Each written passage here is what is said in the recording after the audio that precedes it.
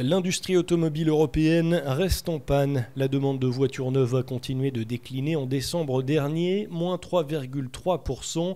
C'est l'un des meilleurs mois de 2020, c'est dire. Les baisses ont été les plus marquées en Italie et en France, moins 12%, tandis qu'en Allemagne, le secteur gagnait déjà près de 10%. Sur l'année 2020, dans un contexte de pandémie, le marché européen de l'automobile neuve s'est effondré de 23,7%. C'est tout simplement le pire recul jamais enregistré. En raison de la crise sanitaire et des restrictions mises en place, un peu moins de 10 millions de véhicules neufs ont été vendus sur le continent, soit 3 millions de moins qu'en 2019. Dans chaque pays de l'Union, le secteur a affiché une baisse à 2 chiffres.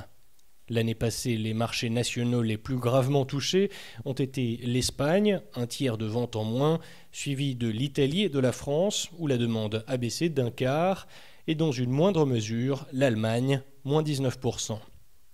Les chocs les plus marqués ont eu lieu en avril et en mars, au plus fort de la pandémie, mais les ventes sont restées en berne depuis. Certains groupes comme Volkswagen s'en tirent mieux que d'autres, tels que PSA qui a vu sa part de marché reculer à 15%.